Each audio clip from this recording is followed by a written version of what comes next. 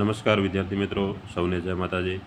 વિદ્યાર્થી મિત્રો, આજે આપણે આ વિડીયોની અંદર ઘણા બધા વિદ્યાર્થી મિત્રોની કોમેન્ટમાં આવતી હતી કે સર ગુજકેટનું રિઝલ્ટ ક્યારે આવશે। ગુજકેટનો જે 12 સાયન્સની પરીક્ષા જેને બોર્ડની એક્ઝામ આપી છે અને પાછળથી જ અમને ગુજકેટની પરીક્ષા આપી છે તે વિદ્યાર્થીઓ આતુરતાથી રાહ જોઈને બેઠા છે કે ક્યારે અમને ગુજકેટનું પરિણામ જાહેર થશે। તો ખાસ વિદ્યાર્થી મિત્રો તમને જણાવી દઈએ કે ધોરણ 10 અને 12ની બોર્ડની પરીક્ષાનું પરિણામ પણ લેટ થયું છે, હજી પણ જાહેર થયું નથી કે જે લોકસભાની ચૂંટણીના કારણે કે જે પરિણામ થોડુંક મોડું પરિણામને વિલંબ પડ્યો, થોડુંક મોડું જાહેર થશે એવું જાહેરાત કરવામાં આવી છે। તો આ ગુજકેટનું પરિણામ ક્યારે જાહેર થશે તે વિશેની સંપૂર્ણ માહિતી આજે આપણે વિડીયોની અંદર જોઈશું।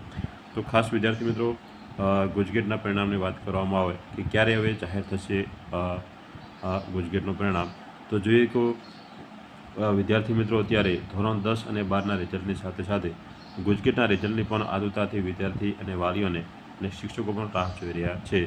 તો ગુજકેટનું રિઝલ્ટ ક્યારે આવશે આવી ઘણી બધી કોમેન્ટો એટલે કે જે આપણે જે વેબસાઇટ છે બોર્ડની વેબસાઇટ તેના પર એ પોસ્ટ પણ આવી રહી છે કે ક્યારે ગુજકેટનું પરિણામ આવશે। તો બોર્ડ દ્વારા ગુજકેટની ઓફિશિયલ આન્સર કી વેબસાઇટ પર મૂકાઈ ગઈ હતી તે વિદ્યાર્થીઓ જોઈ છે અને તેના ઉપરથી તમને તમારે કેટલા માર્ક આવશે તેના વિશેનો અંદાજ પણ આવી ગયો છે।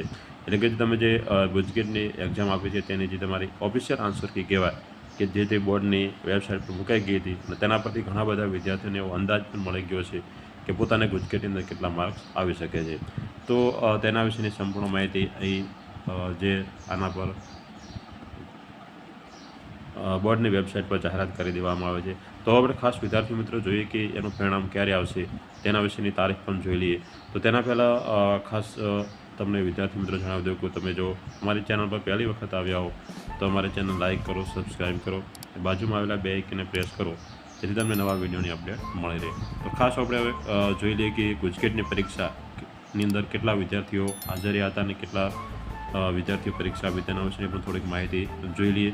તો ખાસ વાત કરવામાં આવે કે વિદ્યાર્થીઓ દ્વારા આજ ગુજકેટની પરીક્ષા આપવામાં આવી હતી।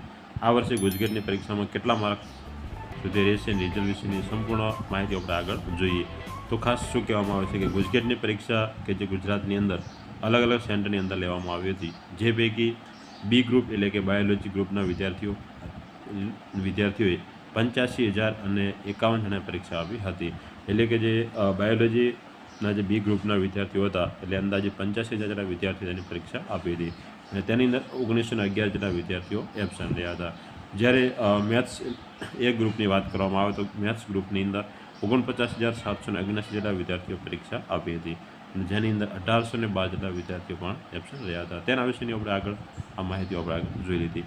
હવે આગળ બીજી વાત કરવામાં આવે તો કે ગુજરાત બોર્ડ દ્વારા જે આન્સર કી રજૂ કરવામાં આવી હતી તેની અંદર અલગ અલગ વિભાગના પ્રશ્નોની અંદર કેટલાક પ્રશ્નો કે જેમાં તમને ફરજિયાત ગુણ મળવાપાત્ર છે તેવા કયા વિષયમાં કેટલા ગુણ છે તે વિશેની આપણે ખાસ ચર્ચા કરીએ।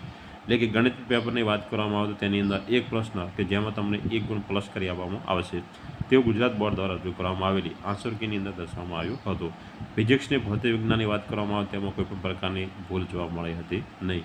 તો આગળ બીજા કેમિસ્ટ્રી વિશેની વાત કરવામાં આવે તો તેની અંદર પણ મેથ્સની જેમ એક જ પ્રશ્નની અંદર 1 ગુણ પ્લસ મળી રહે છે। એટલે કે ગણિતની અંદર 1 ગુણ પ્લસ મળશે અને કેમિસ્ટ્રીની અંદર રસાયણ વિજ્ઞાનની તમને 1 ગુણ પ્લસ મળી રહેશે। અને બાયોલોજી વિશેની વાત કરીએ તો આન્સર કીના પ્રમાણે તે વિષયની અંદર એક પ્રશ્ન એવો હતો કે જેની અંદર 2 જ વિકલ્પો સાચા હતા। તો તમે આન્સર કી અંદર જોઈને તપાસી શકશો કે જો તમારે બંનેમાંથી કોઈ પણ વિકલ્પ પસંદ કરવાનો હશે તો તેનો માર્ક્સ ફરજિયાત મળવાપાત્ર છે, એટલે કે તમારે તેનો માર્ક્સ તમને મળી રહેશે। તો ખાસ આવી બધી વિભાગ એ અને વિભાગ ગ્રુપ એ અને ગ્રુપ બીની આપણે વિષયવાઇઝ ચર્ચા કરી। હવે ખાસ આગળ આપણે જોઈએ કે ગુજકેટના રિઝલ્ટની ઘણી બધી અલગ અલગ પ્રકારની વાતો આવી રહી છે જેની અંદર અલગ અલગ તારીખો લોકો દ્વારા તમને કહી રહ્યા છે। ઘણી યુટ્યુબ ચેનલો દ્વારા અલગ અલગ તારીખો પણ તમને જણાવી દેવામાં આવે છે અથવા તો ઘણી જગ્યાએ સોશિયલ મીડિયાની અંદર ગુજકેટની અલગ અલગ તારીખો તમને બતાવવામાં આવતી છે। પરંતુ આ તારીખે રિઝલ્ટ આવી જશે તો વિદ્યાર્થી મિત્રો રિઝલ્ટ મે મહિનાના બીજા કે ત્રીજા વીકની અંદર ગુજકેટ તેમજ ધોરણ 10-12નું રિઝલ્ટ પણ આવી જશે તેવી માહિતીઓ સામે આવી રહી છે। એટલે કે ધોરણ 10 અને 12નું જે પરિણામ છે તે પણ મે મહિનાની અંદર જાહેર થશે તેવું જાહેર કરવામાં આવ્યું છે અને ગુજકેટના પરિણામની વાત કરવામાં આવે તો મે મહિનાના બીજા કે ત્રીજા અઠવાડિયાની અંદર ગુજકેટનું પરિણામ જાહેર કરવામાં આવશે તેવું ઓફિશિયલ વેબસાઇટ દ્વારા એવી ઓફિશિયલ માહિતી હજુ સુધી કોઈ ઓફિશિયલ માહિતી બહાર આવી નથી, પરંતુ એક અંદાજિત જાહેર કરવામાં આવ્યું છે કે મે મહિનાના બીજા કે ત્રીજા અઠવાડિયાની અંદર ગુજકેટનું પરિણામ જાહેર થઈ જશે. તો આમ વિદ્યાર્થી મિત્રો, તમે જે આતુરતાથી રાહ જોઈને બેઠા છો તે તમારા બોર્ડનું જે પરિણામ છે એ જેવી જ લોકસભાની ચૂંટણી પૂર્ણ થાય તરત તમારા મે મહિનાના બીજા અને ત્રીજા અઠવાડિયાનું જાહેર થઈ જશે, એવું સૂત્રો દ્વારા જાણવા મળ્યું છે.